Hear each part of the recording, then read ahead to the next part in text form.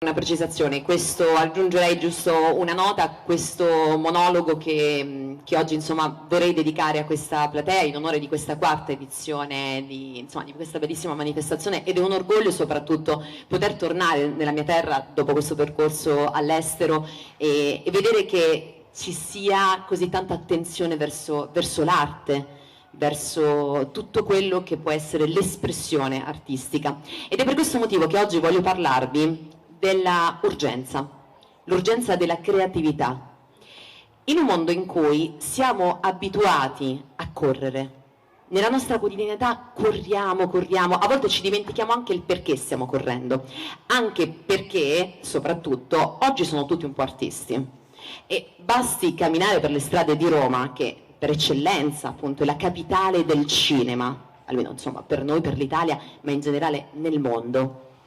E tu chiedi alle persone in giro per strada, chiedi ai passanti: scusi, lei di che cosa si occupa? Sono artista, creo, faccio cose, vedo gente. Non è tanto inusuale, per esempio, se noi lo chiediamo a un poliziotto e chiediamo: scusi, lei prima ancora che tu finisci insomma la domanda, lui già ti sta rispondendo: sono artista.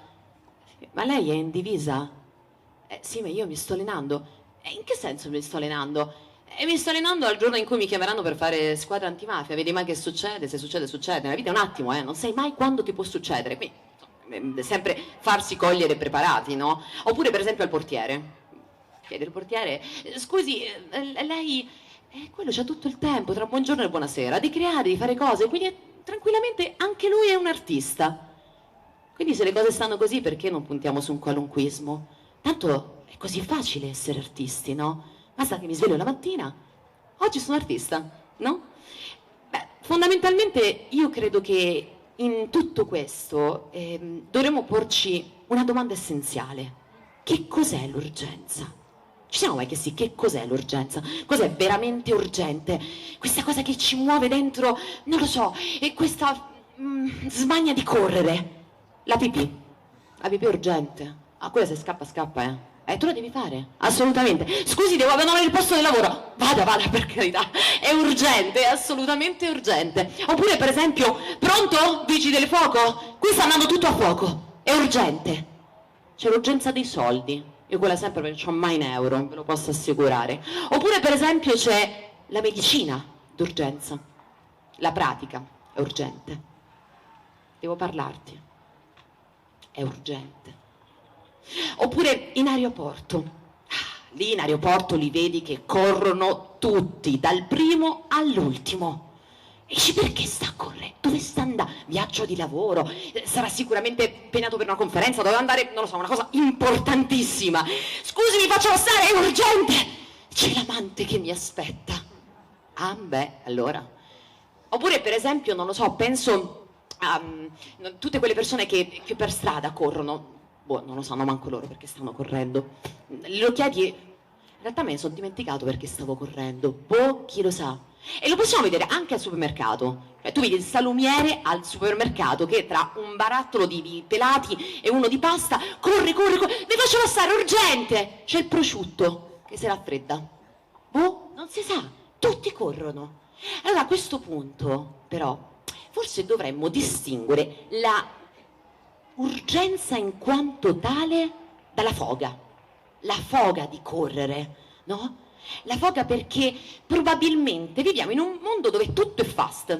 Fast food, fast shop, relazioni part-time, no? Oggi ci sono, domani non lo so, troppo impegno, ci sono i social, ci scriviamo un messaggino su Instagram, è tanto semplice, tanto facile, no? Quindi fondamentalmente non è necessario doversi impegnare. Oppure, per esempio, quanto è bello andare a teatro. Quanto è bello andare a teatro.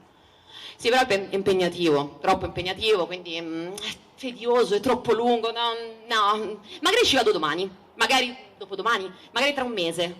Facciamo tra un anno, non c'è fretta, cioè, lo posso sempre fare, no? E così ci dimentichiamo le buone abitudini, ci dimentichiamo le buone maniere, il buon costume. Ma la foga e l'urgenza hanno una radice comune, che è il bisogno. Abbiamo bisogno di qualcosa, abbiamo bisogno di amare, però poi rimaniamo paralizzati tra quello che vorremmo fare e quello che facciamo davvero. È incredibile, è incredibile. Continuamente tra quello che vorremmo fare, così come una lotta continua dentro di noi. Ma alla base di tutto c'è la fame. C'è la fame che ci fa agire.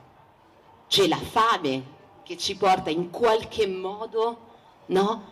Ad agire distinto, ad osare, a cercare di costruire nel deserto lì dove non crescono i fiori. È la fame di vivere che ci fa vivere davvero.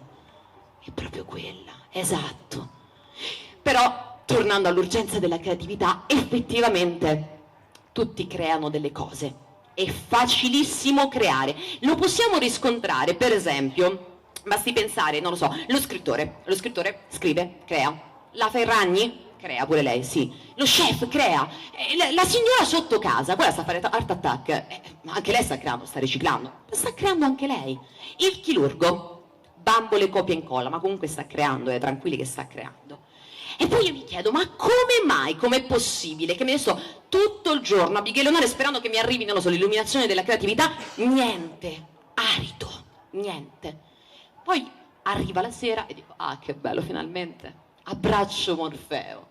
Niente, si accende la lampadina, e non quella dell'interruttore, si accende la lampadina, cioè quella della creatività, no? E a quel punto scendono giù tutti i santi, anche quelli che devono ancora inventare, creare, San Giustino, San Faustino, San Cretino, tutti. E allora lì devo assolutamente metterla su carta, prendere nota, non lo so, in calcio assolutamente, perché domani non mi tornerà mai nella stessa maniera, assolutamente devo fermarla, perché corre, Mando corre, è urgente. La creatività, colei da cui hanno origine tutte le cose, perlomeno quelle più belle, quelle che sono eterne, universali. Grazie. Irene, bravissima. Questo era un pezzo tratto dallo spettacolo Disuniti, giusto? Esattamente, sì, scritto da me. Tu hai dato prova infatti di essere regista, conduttrice, insomma ragazzi, è un artista a tutto tondo, c'è da dirlo. Però tu sei laureata in filosofia, come ha detto prima Ilaria. E cosa ti ha portato a scegliere il mestiere dell'attrice?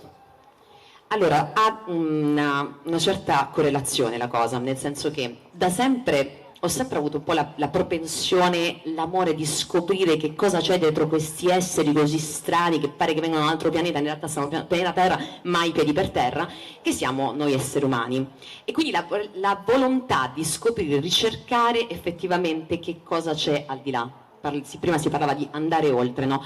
Andare oltre, e quindi forse, probabilmente in un mondo in cui finiamo per essere un po' automisterili, è bello la ricercatezza, è bello riuscire a ritrovare l'empatia, e quindi con la missione dell'empatia e del voler, ecco, lasciare poi un messaggio eterno, la creatività alle persone, per me è la mia missione, e pertanto la recitazione è la madre delle arti, è tutto.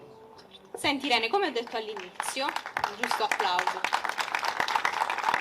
come ho detto all'inizio, tu ad un certo punto hai fatto le valigie e sei partita. Via, così, proviamo, sperimentiamo. Sei andata in Colombia. Ci parli un po' di questa tua carriera internazionale, come ti nasce l'idea, come ti è venuto di fare le valigie e andare? Allora, non è la prima volta che accade una cosa del genere, perché ho sempre voluto sperimentare anche la voglia di diciamo, recitare anche in altre lingue. Lo spagnolo non l'ho mai studiato, è nato perché praticamente sono entrata in contatto, insomma, con alcuni registi colombiani, mi hanno proposto, insomma, un ruolo da antagonista in un film, ho detto beh, allora mettiamoci su a studiare, ho guardato un paio di serie, niente, di lì ho deciso che sarei andata in Colombia, ma prima ancora che questo accadesse, quando si dice che veramente il potere della mente, quando vogliamo o desideriamo qualcosa possiamo attrarlo, effettivamente è successo che dopo 15 giorni mi arriva un premio, ero in candidatura con una mia serie, Bogotà Web Fest, e quindi ho detto vabbè, allora mi sa che devo proprio andare in Colombia, e da lì è iniziato il percorso, insomma, di un manager, ecco, tutto quello che poi è accaduto dopo, le produzioni lì, eccetera eccetera. E quale consiglio? Ecco, infatti. Che consiglio ti sentiresti di dare a chi vuole inseguire questa carriera? che a noi ce lo Sì, in devi dare. realtà è la nostra la domanda. Ma allora, non esiste un consiglio univoco e universale, esistono i percorsi di vita che sono singolari, perché ognuno di noi è autentico, quindi si possono dare tutti i consigli di questo mondo. Io a tal proposito su YouTube ci ho fatto pillole, insomma, in script, che fondamentalmente sono dei piccoli tutorial per gli attori che vogliono intraprendere questo percorso, quindi che è possibile insomma visionare fondamentalmente tutti quei consigli che io avrei voluto quando ero piccola ma nessuno mi aveva dato, insomma le cose concrete, la ciccia per sapere che devo fare effettivamente, come faccio ad avere un'agenzia, vabbè è facile, però poi no, come lo faccio il curriculum, cose semplici che non lo sono affatto, perché poi insomma richiede molta più fatica e sacrificio di qualsiasi altro lavoro, perciò dedizione, non scoraggiarsi e credere fortemente in se stessi con umiltà, perché insomma questo penso che sia fondamentale. Irene, noi siamo state davvero felici di averti qui, di averci Grazie a fatto voi. anche un po' assaporare con la tua arte che esporti in tutto il mondo, come abbiamo detto. Noi ti ringraziamo e abbiamo deciso di omaggiarti con questa targa Grazie, grazie mille, grazie. e questi fiori con- anche. Grazie, gentili, ma che carini, anzi. Grazie a te, grazie per essere stata anche espressione un po' della recitazione per anche per il nostro decennale. Grazie davvero. Un in bocca al lupo a tutti i ragazzi che stanno partecipando insomma in questa edizione. In bocca al lupo. Grazie. E anche a voi naturalmente. Grazie mille. Grazie.